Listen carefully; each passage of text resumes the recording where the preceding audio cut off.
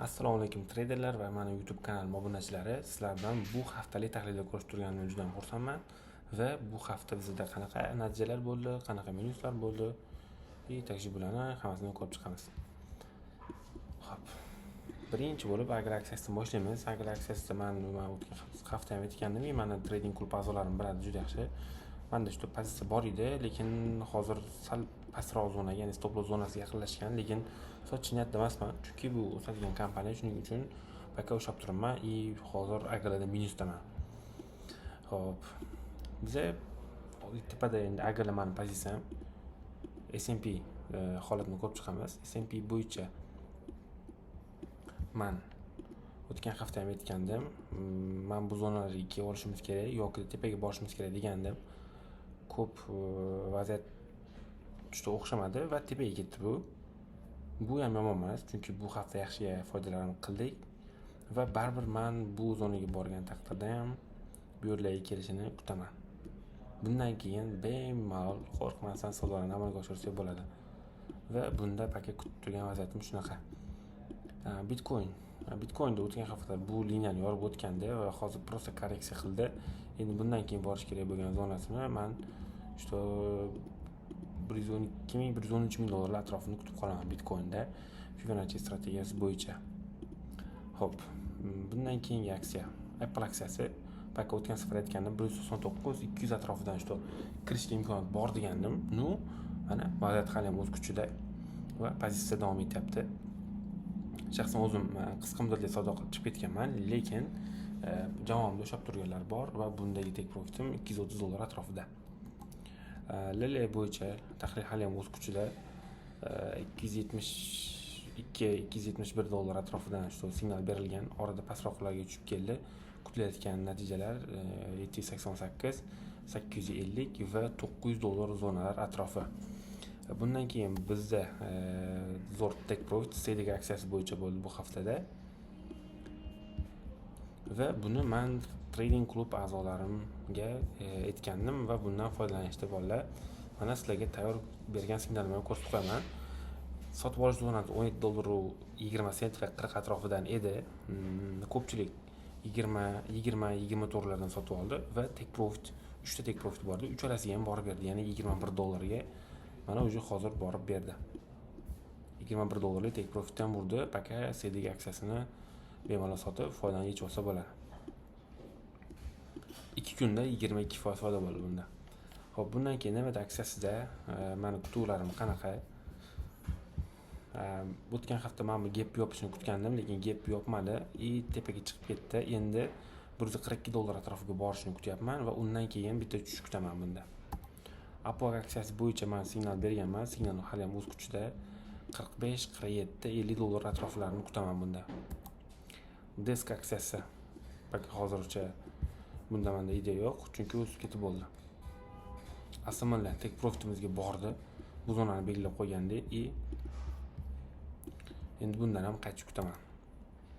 Mu aksiyasida paka endi men bu liniyani yorib o'tgandan keyin qiziqsa bo'ladi yoki-da bu ham gap yopishga tushishi mumkin. Hop, Teslada vaziyat qanaqa? 367-370 zonalariga chiqqandan keyin bitta tushish kutaman bundan. Va 325 lar atrofiga ham tushishi mumkin.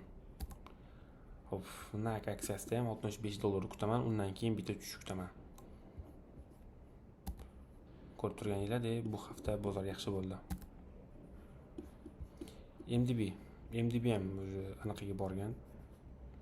Maksimum zonaga borgan. Bunda ham bitta tushish kutaman. Paka hozir bunda vaziyatim anaqa ham yo'qmas. Tavsiyam. TTD pastdagi men bu gap yopishga tushishni kutaman bunda ham. Gap bor men bitta. Shu gap yopgandan keyin qiziqsa bo'ladi, chunki o'sib ketgan aksiya po-любому tushadi. BCPda ham shunaqa. 10 aksiyasida endi men bu zonani yorib o'tgan, bunda qiziqish bor, ya'ni pozitsiya ushasi bo'ladi.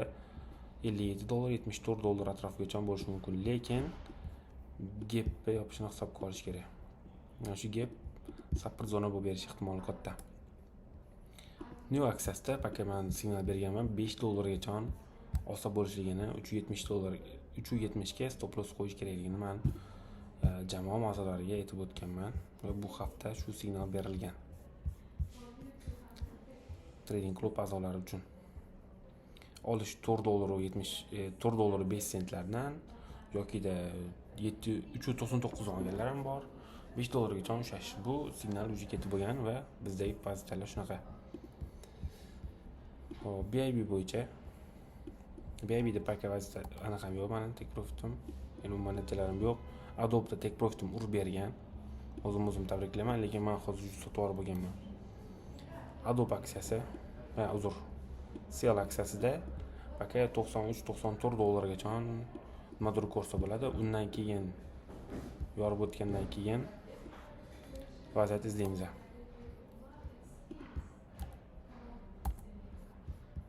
Hop, nu aksiyasi kutuvim shu pastki zona hali ham. Microsoft aksiyasi ham hali ham shu zonani kutyapman. Sizlarga bitta maslahat beraman. Hozir bozordagi kutuvlarim menda noto'g'riroq bo'lishi mumkin, lekin siz o'zingizning fikrlaringiz shunaqami? Hech qachon birov o'zgartir degan taqdirda ham o'zgartirmang, o'z prinsipingizdan chiqmang.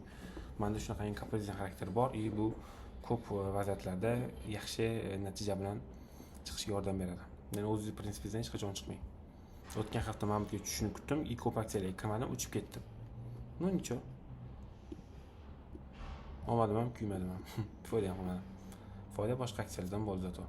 CDG bo'ldi, men bu SMC bo'ldi o'rtada. Menda SMC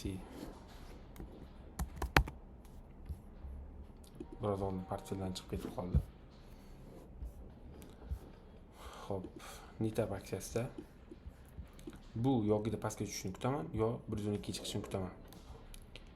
Zebra aksiyasi 3 ta zo'r. Bu ham gap yopish kerak.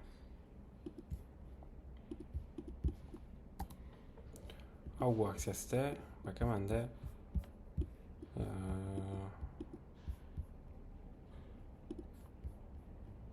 mana bu zonalar atrofi tushish. SMC take profitimiz urib bergan $42 edi. Undan ham uchib ketyapti. Uje endi bu yog'i 50 gacha borsa kerak yoki 50 gacha men bu vaziyat hisob qolgan holatda. Bizda shunaqa eng zo'r bizda profitlar bu hafta SMC va CDG aksiyalar bo'ldi va foydamizni oldik. Xudoga shukr, bitta minus ham bor. Keyingi haftalik tahlillarni kutib qolinglar, kanalni podpish qilinglar, qanaqadir tavsiyalar bo'lsa yozib qoldiringlar.